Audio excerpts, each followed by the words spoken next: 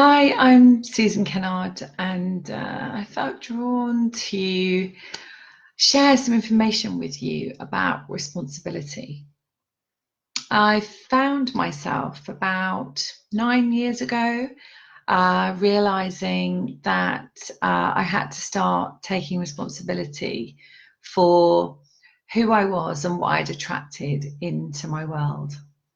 So, some of you know that I come from a background of psychology and psychotherapy, and I actually worked in child protection for good sort of 10, 15 years. And it was during the time when I'd had one baby who is now nearly 12 years old, 11 and a half, and another baby who is just 10. So it was around about nine years ago. And I was in an emotionally abusive relationship. And I remember thinking to myself, blame. I remember thinking, oh, actually, it's their fault. They shouldn't be doing that. And that's absolutely true on some level, because no one should ever treat you in an unkind or bad way, abusive way. However, when I decided to end that relationship and the babies were just 2 and 11 months old, I realized, and the light bulb moment came on, where actually I had to start to think about what was it in me, vibrationally and emotionally, that had attracted that person into my experience. And then, yes, of course, we have soul contracts, and I'm very grateful that we came together and had two beautiful children. We also worked together, we channeled together, we worked on the platform as a medium together. So we did lots of amazing stuff together, and it was definitely a love relationship. However, because of my own experiences of self-worth and what I believed about myself at the time, I actually attracted somebody who was mirroring back to me exactly their own feelings as well of self-worth. So when I started to get offered opportunities and to write and to be interviewed, this person that I was with, the father of my children, actually found it so hard to celebrate any of that because of his own insecurities. And so he was never ever happy for me to be doing well.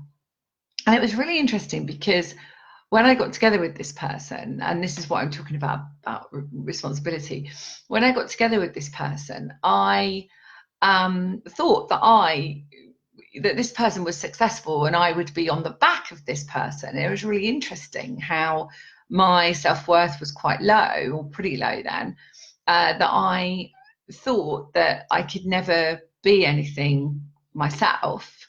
Who was I, to be anything myself? But I would be on the back of somebody else. So on the back of him, I would be successful. Yeah.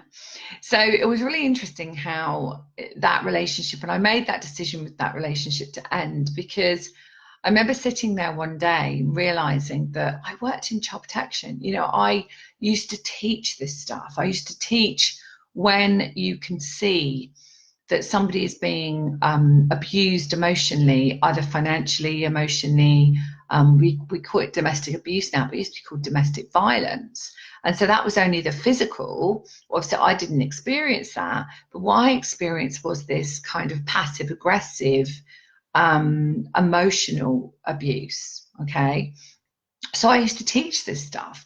And I realized that one day when I was sitting with my babies at the time, like, what am I doing? I'm bringing these two children up in a possible situation where they would see a woman being diminished of her light and her power. And this is how a man treats a woman. So I made that decision, and it wasn't an easy decision, of course, but it was a decision I made all those years ago to actually decide to stand in my power. And there were many people at that time, inclusive of family, that were not happy about it and thought that it was a bad idea. but then they weren't the ones that were in it. And I'm kind of reaching out to people here that, you know, we need to take responsibility for what we've attracted into our experience. So rather than blaming that person at work or that boss or that partner, that we can actually say, wow, what part of me actually attracted that? So now, I mean, many of you know me and know that the work that I do, and I have so much fun being interviewed on lots of different international shows and talking about my story and talking about my work and how I help other people release their trauma so that they can be the best sparkly version of themselves. And it's what I'm meant to do. So which leads me to say that through healing ourselves, we are able to step more fully onto our mission. And so those experiences that I had with this person, but also from my childhood, which led me to feel those feelings of lack of self-worth. Now, that's not to do with anything that anyone meant to do. It was my perception of what was going on around me. So, you know, as a child, we absorb and reflect back what situations are going on around us. And then we perceive it in our own way. So we're like, well, that must mean that that's about me. And that's how children perceive things. So it's quite interesting, isn't it, that I went into a career at the time working in child protection. So I trained as a psychologist, psychotherapist, and I worked on the trauma end of child protection. So it's interesting how that was where my journey started. And then is leading now to incorporating healing trauma. So childhood trauma, past life trauma, of course, and epigenetics and everything that goes with it, and physical, to a place where we can actually heal that part of us, take responsibility for what we've attracted into our world, and reflect back a different situation. So what I've noticed in my own life, and this is why I'm really sharing this today, is that what I've noticed is that each time I take responsibility for what I've attracted into my world, I am able to clear another part of me. So I'm able to say, basically be a witness to my own experience. And I'm able to say, wow, I wonder where in me I need to tweak that aspect of me. So it's really, really interesting. And it's so empowering. And that's what I love to do with people. So, I'm not the healer. I'm the person that holds the space for that person to heal themselves. So I channel that healing for that person so that they can heal themselves. And the way that works is that we are able to clear blocks in the energy field and blocks in the emotions and from childhood that stop us from being the most empowered light that we're meant to be in this world. And so that's really, essentially what happens to us if we can choose to stay as we are, which might be absolutely fine, or we can choose to expand our consciousness, understand a bit more about why we're here in the world to help others, and what is our actual mission. And so when I work with my clients, I can see, many of my clients have had some really serious experiences of trauma that they've perceived about themselves. And so when we heal those parts of them, they say, oh my goodness, actually, if that hadn't have happened to me, I perhaps wouldn't have understood or be able to see in another what really needed to heal. So it's an exciting journey to go on, and it comes from really taking that step towards saying, oh my goodness, I'm actually responsible for what I've attracted into my experience. So I'm just going to see who's watching. There's a few people here. So there's 6 people watching. So there's a few people here. Hi to everybody. And so if anyone wants to experience that work, I run a monthly group healing call, which actually is this evening at 8 o'clock UK time. And if you're interested in joining it, it's £33. So we do group healing, lots of aspects that come up. And a lot of it tonight, I feel, is going to be around what have we attracted into our world and how we can heal that this evening. And this happens once a month. So I'll post a link below this feed in a moment. But it's £33, and each month you can do that work. And I have a private Facebook group as well for the monthly group call. So you're welcome to join and be with us tonight, which will really be brilliant. You also get a recording of it, so it's on Zoom, so it's live, but it's recorded, so you can watch it again. And if you want to go through the processes again, you can.